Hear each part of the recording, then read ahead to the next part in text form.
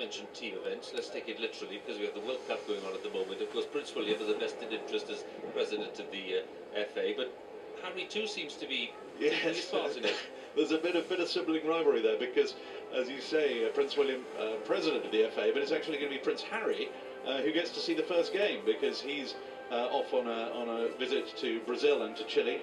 Not a trip. He's been organised by the government, and here comes the moment the crowds have been waiting for. They're all going to come out now for this flypast, whether it's raining or not, on the side of any umbrellas, led by the Queen.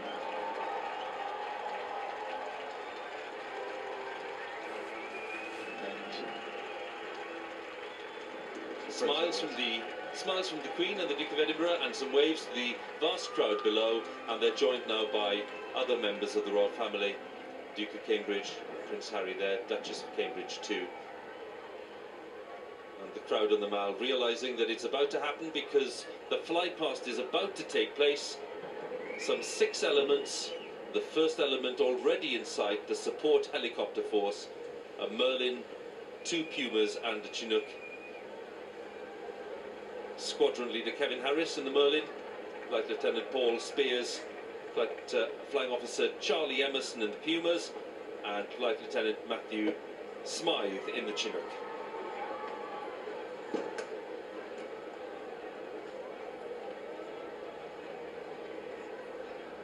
Here they come.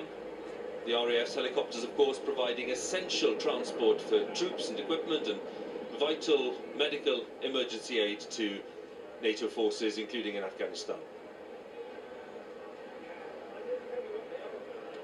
There we see Duchess of Cornwall, Prince of Wales, and Princess Eugenie there as well, who was earlier this week helping the Queen at her garden party. A very full royal turnout today.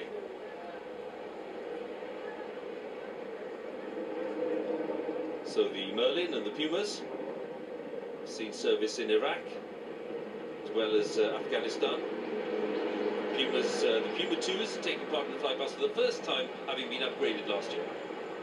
And the Chinook, RAF Odiham in Hampshire, often carrying medical emergency response teams that give life-saving aid to injured troops and civilians. They've been in use for over 30 years. Great sight of the Dakota from the RAF Memorial Flight, based at RAF Coningsby, Lincolnshire. Dakota, tactical transport aircraft used during World War II, and on D-Day to carry troops and freight, and we saw it in Normandy last week. Great sight in the blue skies above Arromanches. And what a lovely sight today, the Lancaster, which suffered some problems while in France after D-Day, with the engineers led by Flight Sergeant Dean McAllister working tirelessly around the clock this week, and that's the result. This great aircraft flying at the Queen's birthday parade with 2 Spitfires. We have Flight Lieutenant Tim Dunlop, Squadron Leader Duncan Mason, Flight Lieutenant Anthony Parkinson, responsible for the RAF Memorial Flight.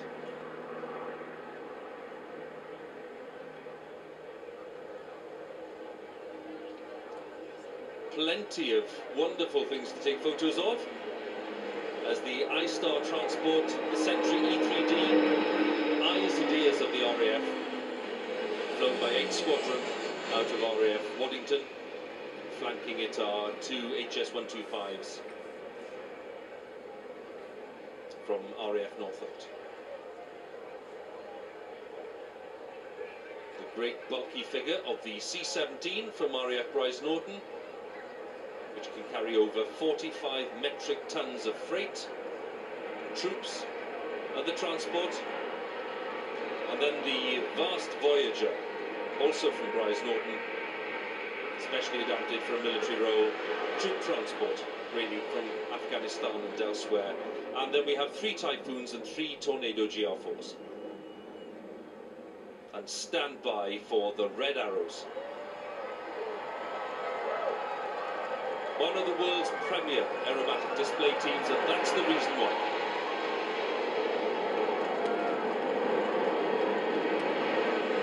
A stream of red, white and blue in the skies above central London and Buckingham Palace. to the Queen's obvious delight.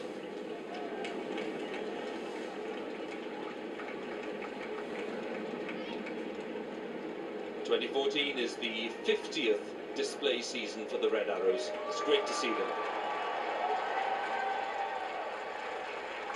Queen enthusiastically thanking the crowd. Duke of Edinburgh having a chat and sharing a joke with Prince Harry.